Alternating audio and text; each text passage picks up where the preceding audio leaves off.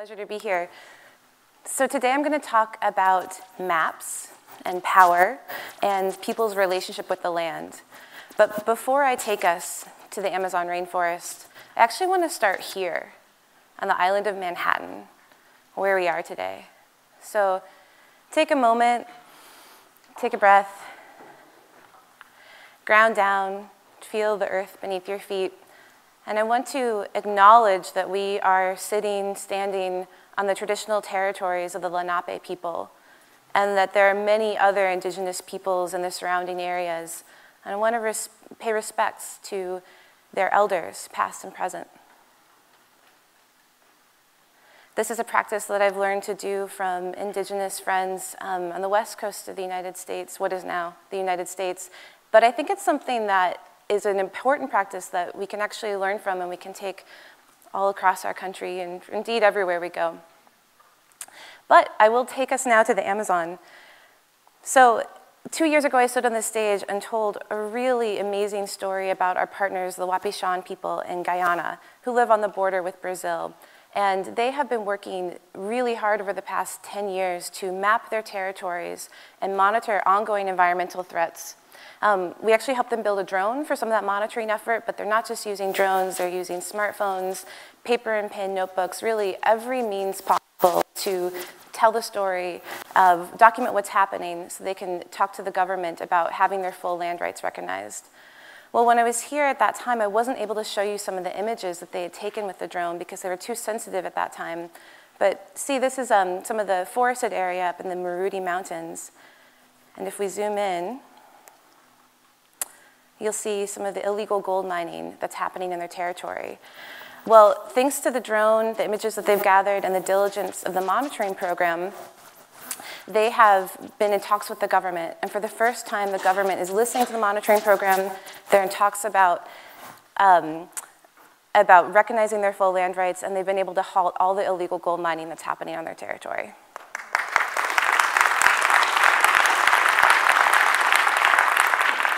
And what this means is that the vast Rupununi savanna that has been their ancestral homeland is now in the process of being fully recognized by them so they can protect it for future generations, which is really exciting.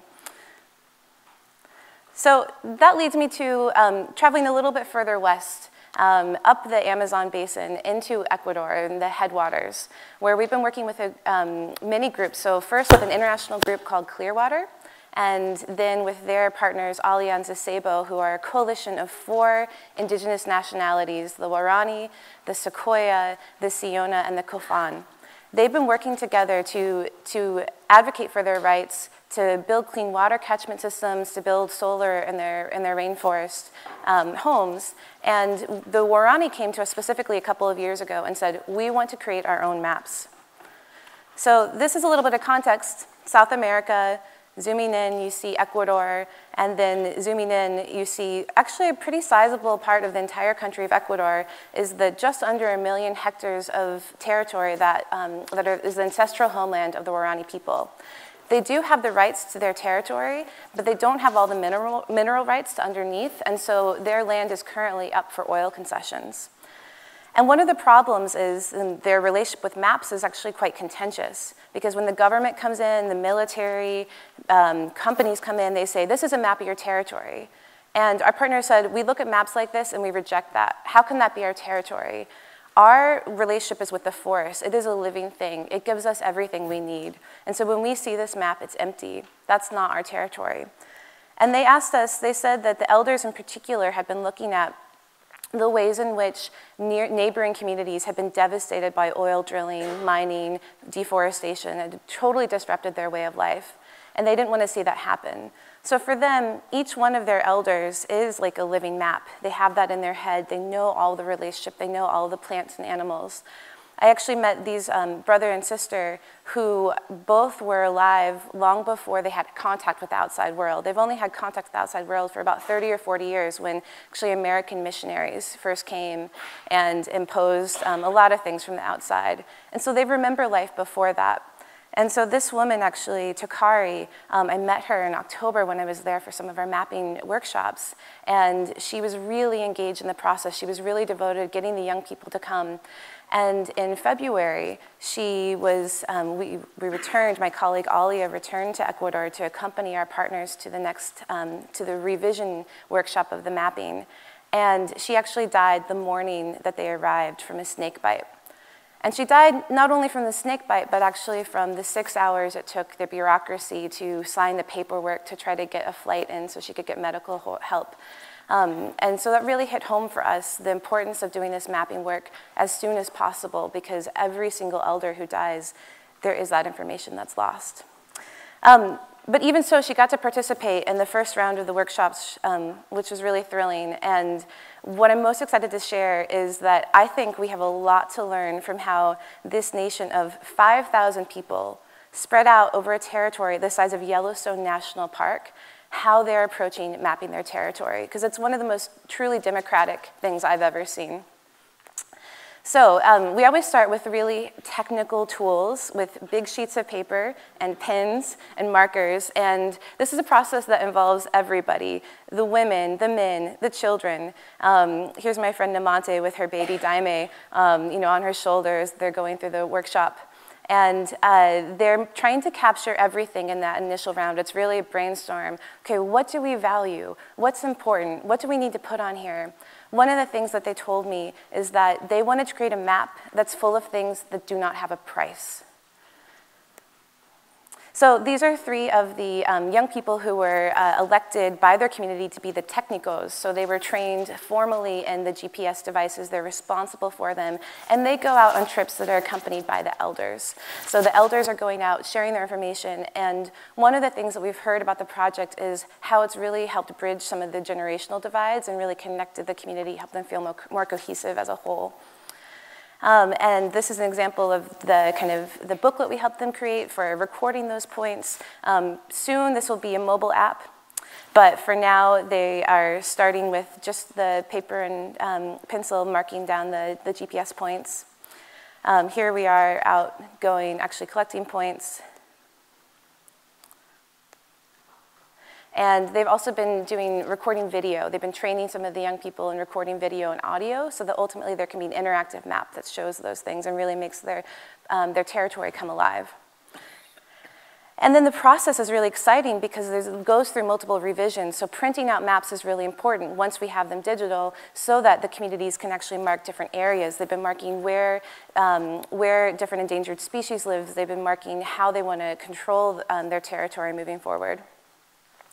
And this is just an example. This is a small fraction of the many icons that they've created, starting with their hand-drawn designs and then working with a designer in Quito who's been turning them into digital icons that they're using. So everything from different human use cases like buildings, cultural sites, sacred sites, to lots of animals, plants, trees, etc. And then here's a close-up of one of the finished villages, Nemompare, that I visited last October. With the kind of surrounding area, you see a nearby waterfall and many hunting paths and animal paths. So one of the most exciting things about this is that when we started the project 2 years ago, our goal was to support them in their process and to map all 50 of their villages. But in that process, we had to address the lack of tools that allow them to own this process themselves. For us, autonomy of our partners is the most important thing, and a lot of the tools don't work offline in remote places like the Amazon or are just incredibly difficult to use. And so through that, we've built a tool called Mapeo. It's really co-created with us, Alianza Sebo, and many of our other partners. So Mapeo is first and foremost locally owned and managed. That was really important to the Waorani. As I said, they've had so many outsiders trying to impose maps. They need to control this data themselves. It can't be a new extractive thing that is extracted from them. Secondly, it's easy to use, really simple. The desktop app, we've trained more than 20 people how to use it in the field. The mobile app that's in production will be even simpler to use. And it works offline. And part of the way it does that is through syncing data between devices. So we've built off of OpenStreetMap and ID Editor created by Mapbox. And as you can see, it's very simple to choose points, choose lines, choose areas, add it. We have it all loaded. This is the Mapeo Sebo version, so it's Alianza Sebo's own version of Mapeo that's loaded with all of their specific icons. So that brings us to what's next. So for the Waorani, as I said, there are 50 communities that they want to map ultimately, and so far we've mapped 7. But one of the things that was most striking for me, as you can see, this is a hand-drawn map that was put up on the wall while I was in Ecuador back in October. And the prompt for this one is, what will happen to our territory? What will our territory look like in 20 years if all of the threats come to pass? And so this is a map of oil concessions, seismic testing, species that are in danger of extinction, illegal hunting, basically a lot of bad things happening. And I watched as they put that together on the wall and they saw the threats they were facing, how it mobilized them even further to work on this map. And so when I checked in with Opie, who's one of the coordinators for Alianza Sebo, he said, every time we come back to the communities, they ask, can you do this faster? How do you get this to us? And so we're really excited about how they are moving quickly through this process, redistributing the maps to some of the villages that are finished, and we have been able to remove ourselves consistently from the process. Early on, we were very involved with the initial trainings. Now they're doing that entirely themselves. We're actually excited in the future that we believe we can bring our friends from Alianza Sebo to help train folks in other places. And here's a just quick visualization of a mock-up of how ultimately an online interactive map might work for them. So they're first and foremost sharing the information internally, but ultimately plan to share it with the outside world because they want to share their story and their way of life. So this is Daime. I mentioned her before. You saw her when she was a younger baby. Here she is older, just in February. And she's been, because her mom and dad are 2 of the founders of Alianza Sebo, she's been involved in most of the mapping workshops.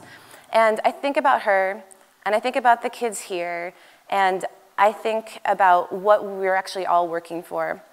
So I learned recently that if more than 30% of the Amazon gets deforested, that the entire system will actually go into collapse, that the system that recycles water from the Atlantic coast in Brazil all the way to the headwaters in Ecuador and Peru will get broken.